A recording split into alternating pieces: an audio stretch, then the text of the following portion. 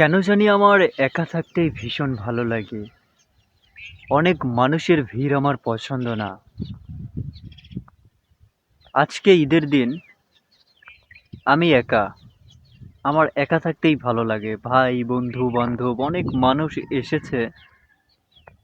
তাদের সাথে high, hello এতটুকু পর্যন্তই। আমার ইচ্ছেও করে না তাদের সাথে কোথাও ঘুরতে যাই বা বসে গল্প করি। কেন জানি আমার একা নিভৃতে নীরবে থাকতে ভীষণ ভালো লাগে।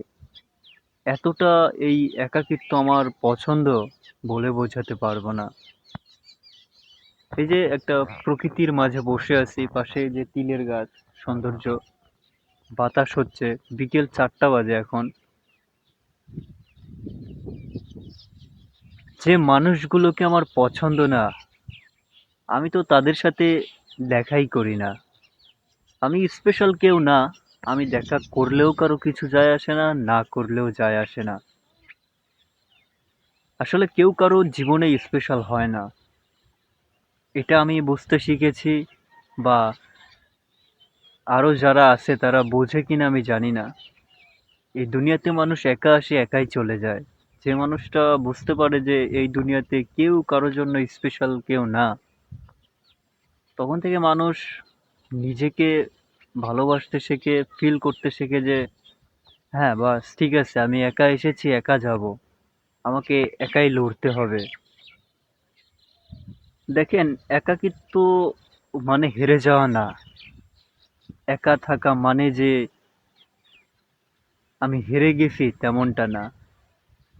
একা থাকা একটা সৌন্দর্য আছে, আলাদা ভালো লাগা আছে। আপনি যখন অনেক মানুষের ভিড়ে থাকবেন, তখন অনেক ধরনের কথা হবে। এতে মনোমালিন্য হতে পারে, কিংবা এমন একটা কথা বলে ফেললো যেটা আপনি কষ্ট পেলেন, কিংবা আপনি বললেন সে কষ্ট পেল। অনেক মানুষ যখন এক জায়গায় হয়, তখন দেখবেন যে হুট করেই ঝগড়া লেগে যায়, কোনো কারণ ছাড়াই। আসলে বর্তমানে এমন একটা সময় চলতেছে যেখানে টাকা ছাড়া কেউ কাউকে বোঝে না। কেমন জানি একটা, সবাই স্বার্থপর, হ্যাঁ। সবাই সবকিছুকে কেন জানি টাকা দিয়ে বিচার করে। দেখেন, আমি এমন একটা ছেলে যে আমার কাছে টাকা, সম্পদ কোনো কিছুই ম্যাটার করে না। আমাকে এসব টানে না। আমি খুব অল্পতেই খুশি, আর আমি সবাইকে ভালোবাসতে জানি। আমি আমার লাইফে আজ পর্যন্ত কারো কোনো ক্ষতি করিনি, কাউকে অসম্মান করিনি। যাকে আমার ভাল লাগে না, তার সাথে আমি কথাই বলি না, দেখাও করি না। আমি এভাবেই আমার ভালো না লাগা প্রকাশ করি। আমি সবসময় একটা কথা বলি, এই পৃথিবীতে ভালো মানুষের খুবই অভাব। সবার প্রথমে আপনাকে ভালো হতে হবে। জীবনটা খুব ছোট। আপনি সবার সাথে তাল মেলায় চলতে পারলেন না, এজন্য আপনি শেষ, ব্যাপারটা এমন না। সবার সাথে তাল মিলিয়ে চলার দরকার নেই। এখন আপনি সবার সাথে মিশছেন না, মিশতে পারতেছেন না, এখন আপনাকে নিয়ে মানুষ বিভিন্ন কথা বলতেছে। বলুক না, থাকুক না, বলা পর্যন্তই শেষ।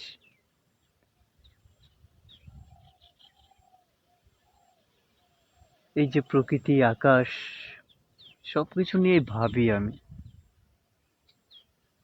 আমি একটা ভুলের মধ্যে আছি। রবের কাছে ফিরতে চাই, খুব ইচ্ছে রবের কাছে ফেরার। আমি সবকিছুই বুঝতেছি, সবকিছুই মানতেছি, শুধুমাত্র নামাজটা আমি পড়তেছি না। আমি মিথ্যা কথা একদমই বলি না। আমি সবসময় অনেস্ট থাকার চেষ্টা করি। একজন ভালো মানুষ হওয়ার চেষ্টা করি। আমার অর্জন বলতে কিচ্ছু নেই।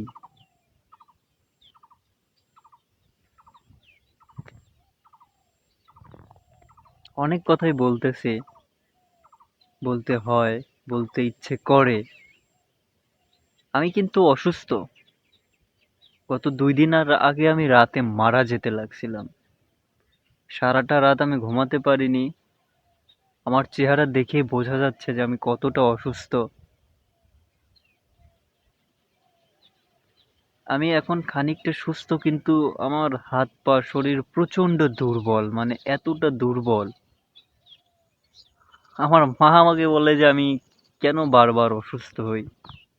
উত্তর আমার কাছে নাই। যে বলে যে অমুকরা সুস্থ, কত সুন্দর ঘুরে বেড়ায়, আমি কেন অসুস্থ হই, এটার উত্তর আমি দিতে পারি না।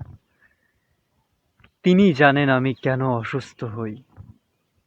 আসলে এই দুনিয়ায় সবাই স্বার্থপর, বললাম না?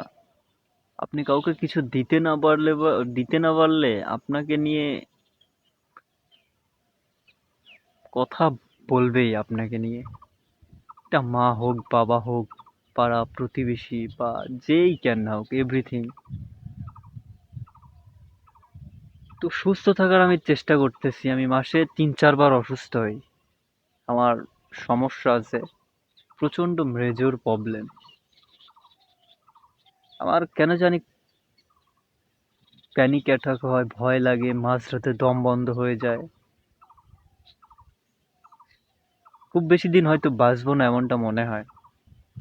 তা আমি একা থাকি সেই অনেক আগে থেকে, যখন থেকে আমি বুঝতে শিখেছি যে মানুষ কেমন, মানুষ আসলে ভেতর থেকে কেমন হয়, এটা যখন থেকে বুঝতে শিখেছি আমি, তখন থেকেই একা থাকি।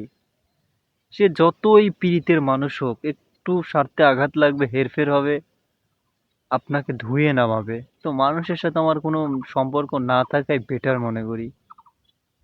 একাই ভালো। একা থাকার মধ্যে ওই যে বললাম, আলাদা একটা সৌন্দর্য আছে। একা থাকুন, ভালো থাকুন। ঈদের দিন হয়েছে, উৎসব হয়েছে বলেই মানুষের সাথে মিশতে হবে এমনটা না। দেখা হবে, হাই হ্যালো, ব্যাস। ভালো আছি। সবাই ভালো থাকুন, সুস্থ থাকুন। আসসালামু আলাইকুম।